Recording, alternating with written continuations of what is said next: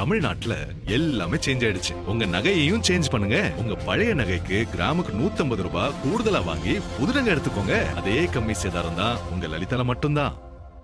ஆடிப்பிறப்பையொட்டி சேலத்தில் தேங்காய் சுடும் பண்டிகை உற்சாகமாக கொண்டாடப்பட்டு வருகிறது. அந்த காட்சிகளை இப்போது பார்க்கலாம்.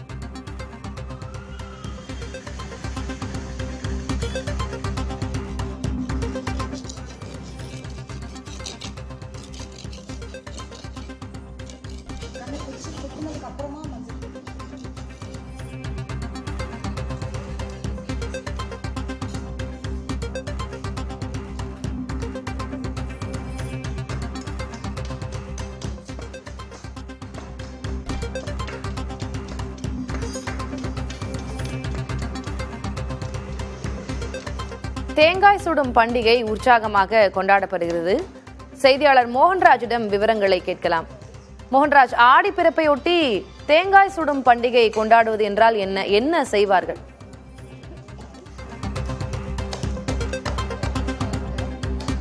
திலகவதி, ஆடி மாதம் அப்படின்னாலே அம்மன் கோயில்கள், பிரசித்தி பெற்ற அம்மன் கோயில்கள்ல திருவிழாக்களுக்கு பஞ்சம் இல்ல அப்படின்னே சொல்லலாம். அதுலயும் கூடுதல் சிறப்பு சேலத்துல இந்த ஒரு மாசம் முழுவதுமே பார்த்தோம் அப்படின்னாக்கா உற்சாகத்துக்கு பஞ்சமில்லாத ஒரு மாதமா தான் ஆடி மாதம் கடைபிடிக்கப்பட்டு வருகிறது.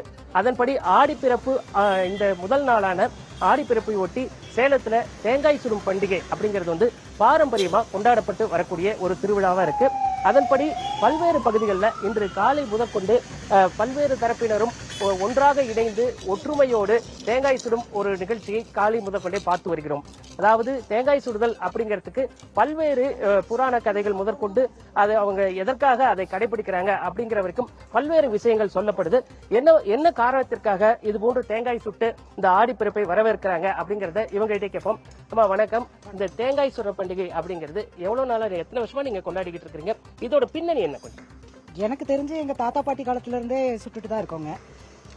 இது பாத்தீங்கன்னா ஆடி மாசங்கிறது ஒரு விவசாயத்துக்கு ஒரு பட்டம், ஆடி பட்டம். அப்போ விளைச்சலுக்காக முதல்ல விதைப்போம். விதைக்கும் போது அப்போ இந்த மாதிரி தேங்காய் சுட்டு கடவுளுக்கு படைச்சு இந்த விளைச்சல் நல்லா வரணும், நல்லா மழை பெய்யணும், விளைச்சல் நல்லா இருக்கணும், குடும்பம் ஒற்றுமையா இருக்கணும் அப்படிங்கிறதுக்காக கொண்டாடப்படுற பண்டிகைங்க இது. அதே மாதிரி மகாபாரத போர் 18 நாள் நடந்ததாகவும் அது ஆடி முதல் நாள் ஆரம்பிச்சு 18 நாள் நடந்த மாதிரி சொல்றாங்க. அப்போ அந்த முதல் நாள் இது மாதிரி தேங்காய் சுட்டு படைச்சு கும்பிட்டதா சொல்றாங்க. பட் அது புக்ல இருக்கா இல்லையாங்கிறத பத்தி தெரியலைங்க. நன்றி.